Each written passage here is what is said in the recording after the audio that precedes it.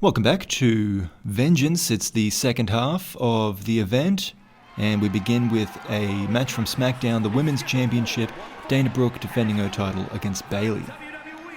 And this event, once again, taking place in San Jose, California, so that happens to be the hometown of Bayley, so she gets some cheers that she might, in other parts of the country, not expect. And this does also take away from some of the popularity of Dana Brooke, who presents herself very much as a babyface, as an advertisable brand, but she has been quietly known as a bit of a politician behind the scenes. With physical gifts arguably beyond the entire division, Dana Brooke has reigned for the last 3 or so seasons as champion, largely, and her social media following has grown from strength to strength. She does fitness videos that have become very popular, which is where the mantra of yes, yes, yes was born. That's what she says as she pumps iron. There was actually a short-term catchphrase of always say yes, which was controversial in feminist circles and was quietly dropped. That real attitude of Brooke, though, that politician, it's come out at times.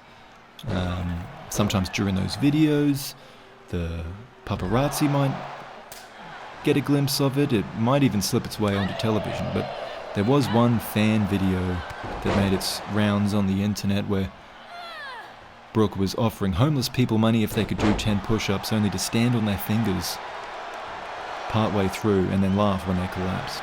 So that was something else that she needed to brush under the rug, her and her PR team. She remains, for the most part, given her efforts toward this, an admired athlete. Bayley came through NXT years ago as a happy-go-lucky babyface, but saw limited success. Never had a title shot prior to this, so hence the change of attitude and taking on Dakota Kai and Io Sky, as explained in the last video, forming Damage Control. And this change in her attitude obviously has seen some success, given now she has got a title shot. You might notice that no one's at ringside with Bayley, though, and that's because Io Sky was looking out for Dakota Kai, having been defeated by Bianca Belair. She was advised to go to the hospital, and Io Sky wanted to accompany her to that. Backstage, a confrontation between Io and Bayley took place, and it seems as though Bayley wasn't too happy about Io's decision. So it's all up to her here against the champion. Bayley's signature move is the Bayley to belly, and Brooke has a couple in her arsenal. There's an arm trap crossface called the Realigner, and she has a Samoan driver called the Dumbbell Drop, both of these being utilised in the match. The Dumbbell Drop eventually getting Brooke the victory, and Bayley goes on to blame Io Sky and Dakota Kai for not being there to support her, in quotation marks. That's leading to her loss.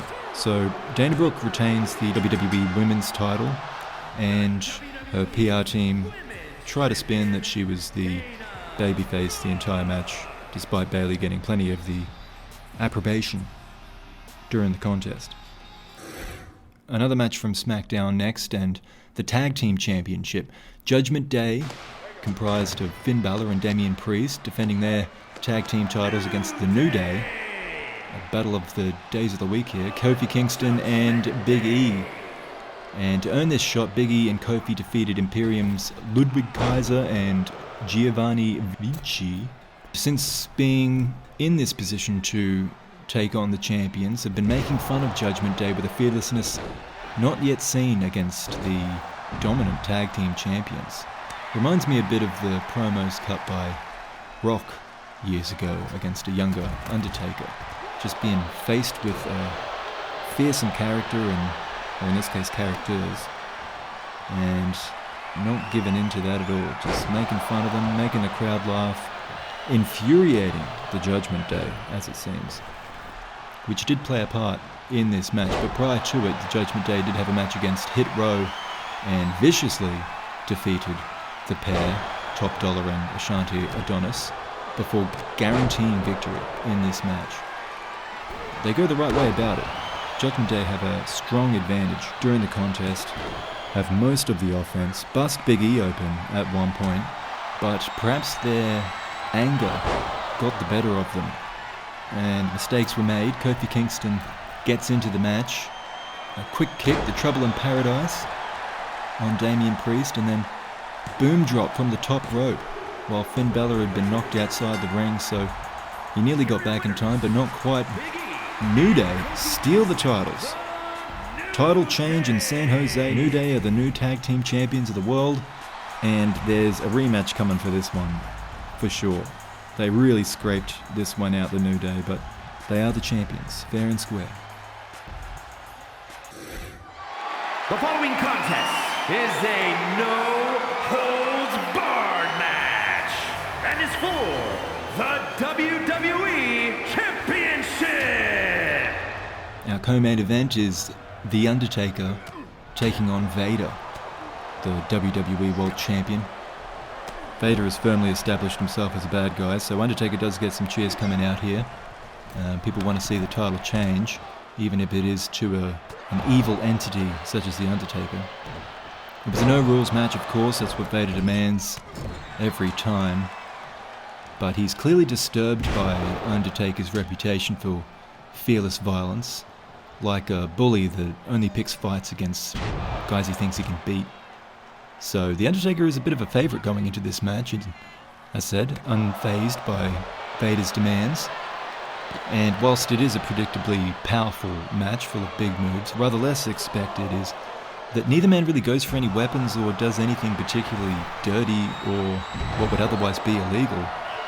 Mostly stays in the ring. Taker presumably just because he doesn't feel a need for it, and Vader perhaps because he doesn't want to introduce the weapons for fear of the brutal retaliation that might come his way. Suddenly the lights go out, and Kane! It's Kane! Kane appears in the ring, chokeslam on Vader, goes out to the outside. We're not sure now if Kane's with or against The Undertaker, but he quickly puts that to rest. Dropping Taker on his head with a tombstone outside the ring, throws him back in the ring, leaves the arena while Vader recovers, gets up, hits one more power bomb, or Vader bomb as he calls it, on The Undertaker to take the victory, to keep the title, to remain the champion, but only just. WWE Champion, the man they call Vader.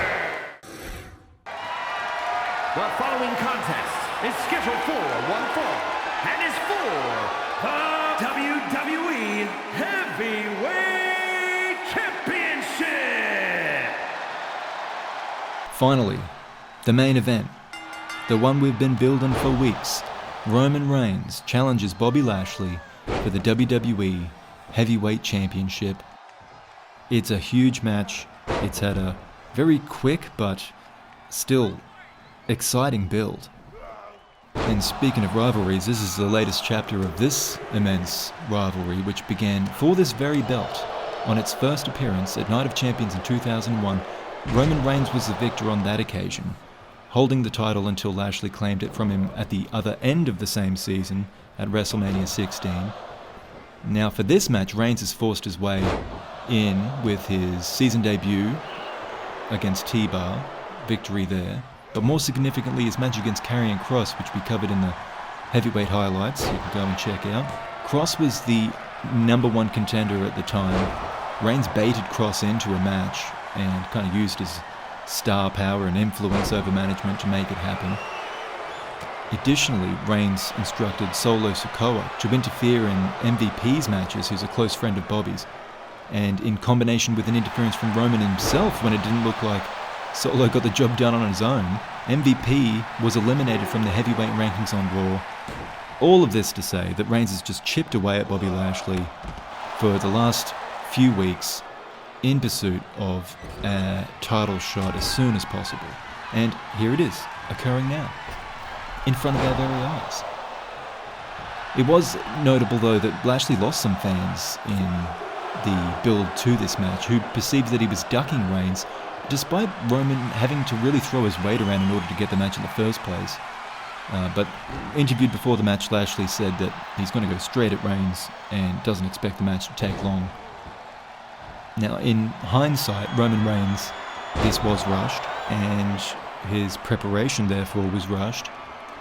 I think it was hard to see through how dominant he was during the build, but he wasn't quite prepared for this, whereas Bobby Lashley's been so active for the whole season.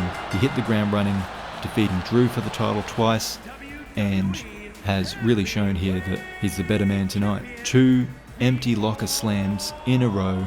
That's what knocked Drew out clean, but Roman Reigns goes down to a pinfall in this one, despite all the back and forth they had. Lashley retains the WWE Heavyweight title in a huge main event. What's going to happen next? Well, we might not focus on the heavyweights again. We might go to the middleweights to move this season along. Thank you for watching this one. Tune in for that next time. And as always, have a good one.